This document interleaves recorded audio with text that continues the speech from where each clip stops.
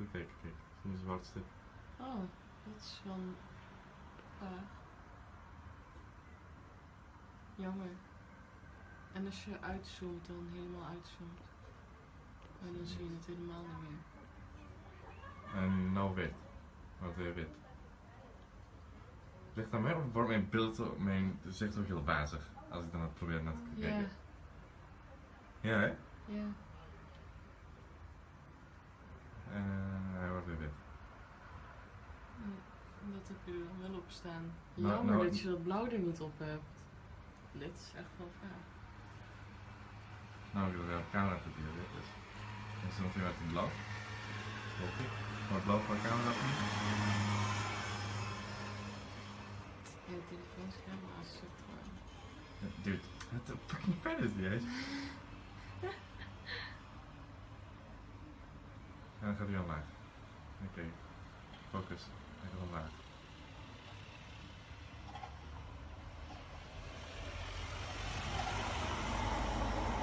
Hij gaat omlaag. Maar dat is wel heel laag, hè? Ja. Dat niemand dat ziet. Hij verdwijnt achter de boom. Hij is weg achter de boom. Hier, nou is hij blauw. Ik zie hem nog. Een klein stukje.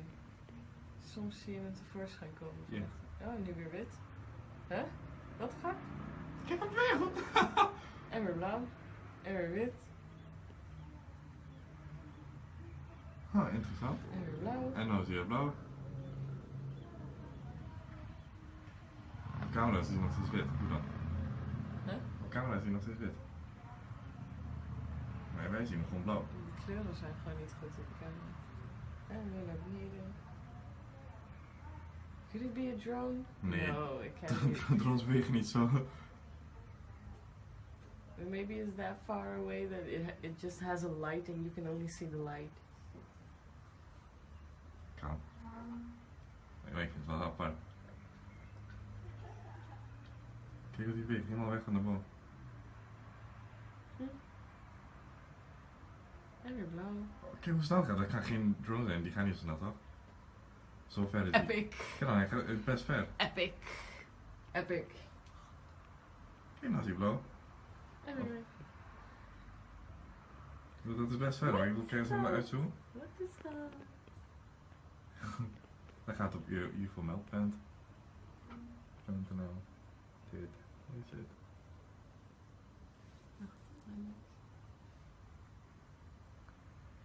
Ja, ik probeer te focussen, maar het gaat niet. Het is veel te ver. Het is helemaal blauw nou. Maar als ik nou probeer naar te kijken, maar mijn zicht een beetje blurry. Nou zie je weer. Mijn gezicht wordt nog blurrier. Ik ga stoppen met filmen dan, want ik wil mijn flash erop gaan lezen. En nou is het echt het gebouw. Die gebouw, ja. Ja. Maar waarom zou die daar blijven hangen? Ik heb geen idee. Maar kijk, hier heb je ook nog die zwarte ding, maar zie je, de driehoek. Wat is de driehoek daar? Nee man, dat is een... Ja. Als dat een vlieger is, wat is dat dan daar? It's gone, it's gone. Als dat een vlieger is, hij is zo net helemaal rechts. En dan is hij helemaal daar.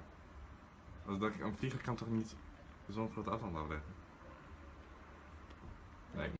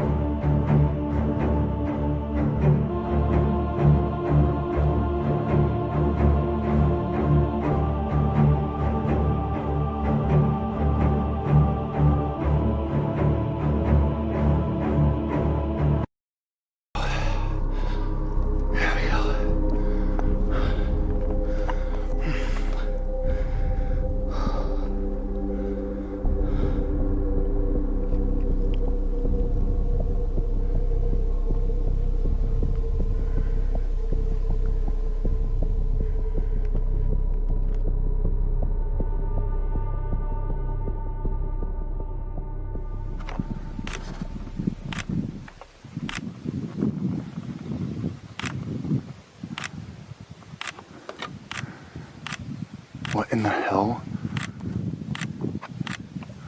I thought it was a bird for about a minute.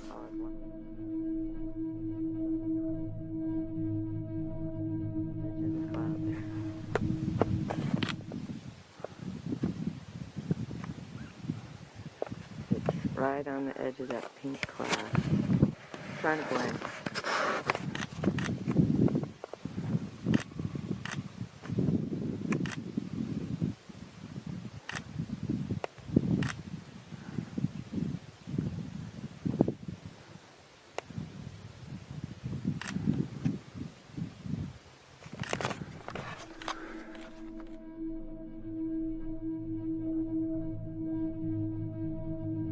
Metal clouds. Where at? Point to. The two metal clouds where the sun is. That's why you can't see it, because it's in that way.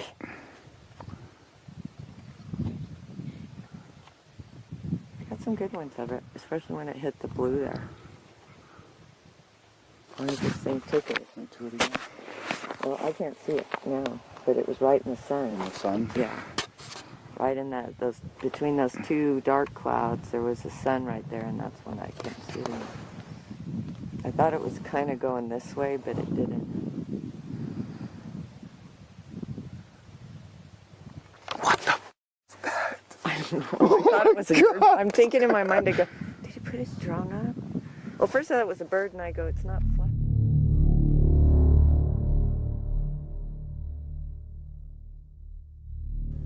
What you've just witnessed is actual video of an anti-gravity craft captured firsthand by UFO seekers. Now when we analyze the photograph closer, we can see a rectangular box on the left-hand side. Is this where they store electronics? Now when we look at the upper portion, we can see an antenna coming off. If this was a balloon string, it would be hanging downward with gravity. And then when we look around the object, you can see a transparent halo. We believe this is some type of energy field caused by the anti-gravity technology. That's how it floats through the air using that force field. Now we can even see these minor details when we look at an inverted view of the picture. Now when we look from the side and close up, you can actually see the landing feet. Do you see that at the bottom? Now while I was manning the video camera, Tracy was taking photographs. She took photographs the whole time, and that was lucky because the photographs came out way better than the video. I had trouble. This was one of our first investigations, and I accidentally had the camera on autofocus, which is the reason the object keeps coming in and out on the videos. But as we can see on the photo, the specific areas where the two intersect are the mysterious triangle regions off Bermuda, Japan, and Australia. I think it's about time that somebody does go into this thing instead of just sitting sadly and saying it doesn't exist, or saying supposedly go ahead and prove it. According to Sanderson, this link is no coincidence. He believes that the unusual magnetic hotspots on Earth and high number of USO sightings are connected, and for a reason. In fact, some USO researchers have interpreted the vortices as likely locations of USO bases. Where he began to think about underwater bases. Are they aliens from outer space? Are they really interacting with us? And I believe that over time, at various times, there have been concentrated areas of extraterrestrial facilities that are based underwater, very deep and undetectable, where they've been observing what we're doing. USOs might be indigenous to planet Earth. They were even here before we were. A remarkable yet virtually forgotten USO case from Sanderson's research is the mysterious St. Andrew incident off the coast of Nova Scotia, Canada, on October 30th, 1906. One of the great cases from the early part of the 20th century is the SS St. Andrew. She was a vessel that was crossing the Atlantic on her way to Hamburg. She was off Halifax when not only her crew, but passengers aboard that ship sighted a UFO. Sanderson reports that at 4:30 p.m. the ship was bombarded by a huge flaming object that zigzags through the sky, falls into the water, and disappears. But according to his reports, it couldn't have been a meteor, because meteors do not zigzag and move with apparent intelligent control. The story was even covered in the New York Times. First Officer V.E. Spencer says, quote, "I have seen meteors all over the world, but never such a large one as this." Throughout Sanderson's career, a cloud of mystery drifted around him. Sanderson was a part of the British intelligence service, but what we're really cloudy about is a lot of his friends were in the OSS, which was the precursor to the CIA, and then, as we can tell from some of his books, Sanderson had a direct connection to the Office of Navy Intelligence and was getting information from them. Until his death in 1973, Sanderson traversed the globe in search of underwater submerged objects. Today, some USO experts believe his research was provided to him by highly placed government sources. Many of us wonder, was Sanderson still in the intelligence services? Was he still going on some of his expeditions, some of his explorations, and using part of what he was doing to feed back to his old friends in intelligence services, but also getting new information for his books from them too? At the end of his life, weakened by cancer, Sanderson fell victim to friends and enemies alike who coveted his research. A lot of people would back their station wagon up to his bunkhouse and said they were going to borrow files and never brought them back. Speculation continues in various circles about whether secret government operatives removed Sanderson's files, thereby destroying the best cache of deep-sea UFO evidence ever collected. In the beginning, Ivan Sanderson was thinking about USOs as creatures that were in the air, that came into water. Towards the end of his career, he also had to engage in thinking about them as possibly intelligent craft from outer space. Coming up, an eyewitness report of two massive disc-like objects emerging from an Australian lagoon and leaving evidence in its wake.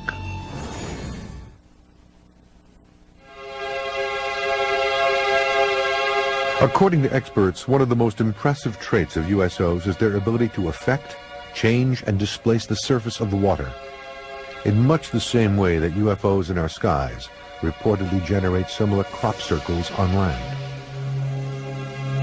An interesting aspect of USOs is the fact that they leave a physical presence on the water.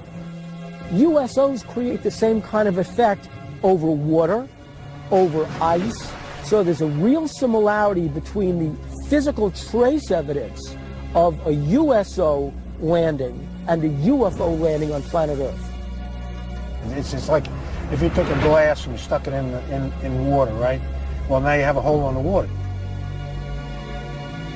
To USO researchers, the most impressive and well-publicized water crop circle case is the Tully water nest case, which occurred in northern Australia in January 1966. This Tully's Nest story was one of the most publicized USO/UFO events in Australia. In fact, it had much the same kind of publicity that Roswell had here in the United States because everybody was involved, the military, the newspapers. It became a tourist attraction. People made pilgrimages to Tully's Nest to see where the USO came.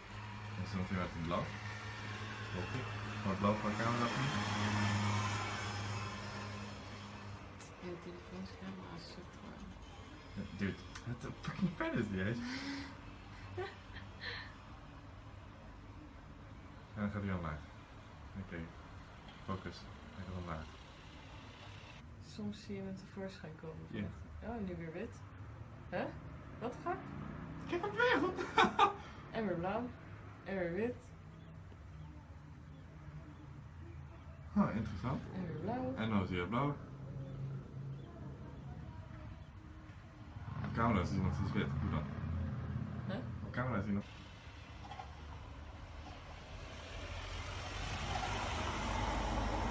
Hij gaat omlaag. Maar dat is wel heel laag, hè? Ja. Dat niemand dat ziet. Hij verdwijnt achter de boom. Hij is weg achter de boom. Hier, nou is hij blauw. Ik zie hem nog. Een klein stukje. Mijn beeld, mijn gezicht is ook heel wazig. Als ik dan het probeer naar te kijken. Ja, hè? Ja. Hij wordt weer wit. Dat heb je er dan wel op staan. Nou, Jammer nou, dat je dat blauw er niet op hebt. Dit is echt wel vaag. Nou, ik wil de camera dat hier wit is. Kijk. Goed kijken, kijk. Zo'n zwart stuk. Oh, dat is wel vaag. Jammer. En als je uitzoomt, dan helemaal uitzoomt. En dan zie je het helemaal niet meer. En nou wit. Wordt weer wit. Ligt aan mij of